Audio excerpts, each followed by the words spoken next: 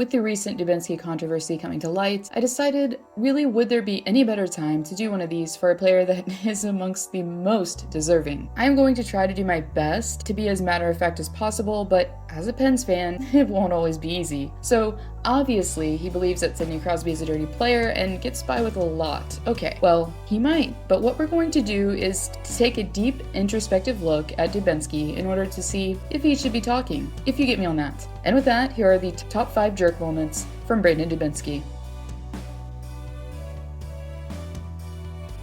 So we all pretty much know that when you're an NHL goalie with around 50 or so pounds of equipment on you, you are automatically at a disadvantage as far as stacking up against forwards or defensemen in the ring. And in a general sense, it's often frowned upon to simply skate behind the cage and take a netminder out while he's just trying to clear the puck. Well, guys, this is Dubinsky, so I guess we can't be too surprised here. I know sometimes goalies do embellish, as they're definitely not above it. But on this play, I think Anderson not succumbing to gravity and falling to the ice was pretty unavoidable. During the opening frame of play against Ottawa, while Craig Anderson was doing goalie things in the trapezoid, where is known as goalie safe territory, Dubinsky, in a predatory-like nature, decides to clip the netminder behind the cage for his own amusement. And of course, as you'd almost hope, Anderson's teammates responded as Mark Borowiecki immediately sought Dubinsky out in result. It's not all the time that NHL fans are treated to such off-ice controversy, but shortly before Easter of 2021, Dubinsky decided that years after facing Sidney Crosby on ice, that he was going to basically tell the world that number 87 was still living rent-free in his head. As a forward who's been sidelined since 2019, made it clear on an episode of the Garage Beers podcast that he still had a lot of resentment towards his former rival, while saying, "Everybody wants to talk about Sid and Ovi, whatever. I'll take Ovi every day of the week," he says. "I've got an Ovi stick, and listen, I've asked Ovi for an autographed stick. I got it from him. I thanked him for it. I would never ask Sid for his stick ever." After sparking much controversy on social media and reigniting the Crosby-Ovechkin debate, Dubinsky then took to Twitter in an effort to try and downplay his previous comments, while saying, "Sid just whined way too much, and Ovi just would shut up and play hard," he says.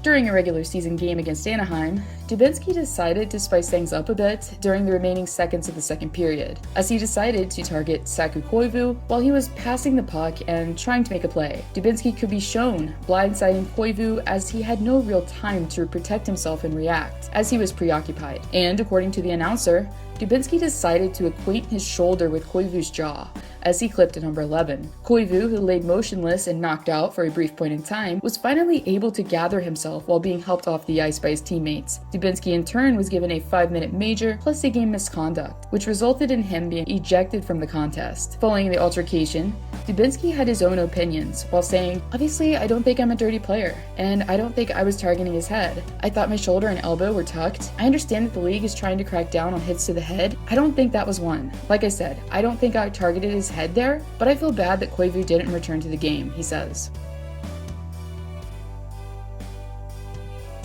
Months prior to the Koivu collision, Dubinsky found himself in hot water with player safety, following his hit on defenseman Rob Scuderi. Around mid-frame during the second period, Dubinsky, who, like Scuderi, looked like they were both in pursuit of the puck, behind the Kings' net. But as soon as number 7 became incapacitated, well, the motive for Dubinsky being on his tail end in the ozone, it quickly became clear. While Scuderi laid holding his head while probably in pain, Dubinsky was made to answer for his actions on ice as he was immediately confronted by Mike Richards. While Scuderi was able to finish out the period, even though he looked like he was pretty battered, for Dubinsky it was a completely different story, as the forward was dealt a major penalty for boarding and a game misconduct. Following the contest, the discipline wasn't finished being dealt to the perpetrator, as he also received a $10,000 fine, the maximum allowed as far as league standards go for boarding. So obviously, if you've been under a rock for a while or just not a hockey fan, that previous jerk moment in the video probably gave you an idea that Sidney Crosby and Brandon Dubinsky despised each other. I mean, so much that I actually made a video about it. Anyways, after dropping the gloves and settling the score earlier in the year, obviously as the Penguins took on the Columbus Blue Jackets during the remaining months of 2015, the bad blood was still lingering between the two. As the captain was trying to take up space in up front, as Pittsburgh was pressuring CBJ in their zone, Dubinsky decided it was the perfect opportunity to cross-check Crosby in the back of the neck with his stick. After number 87 fell to the ice, Dubinsky decided to give him another whack while he was down, wincing in pain. Crosby, who was slow to gather himself, could be shown leaving the ice en route to the dressing room. Dubinsky yet again was quick to defend himself while saying, "There's no secret. I try to play him as hard as I can. That being said, I don't try and do anything dirty. It felt like my stick rode up his back a little bit. He's kind of been over there in front. But again, that's not the type of player I am. I'm going to play hard, but I try to play fair and play between the whistles. I think the stick rode up a bit, but it wasn't malicious or vicious or too hard in my opinion. I'm not out there to injure anybody. I'm not out there to hurt him," he says.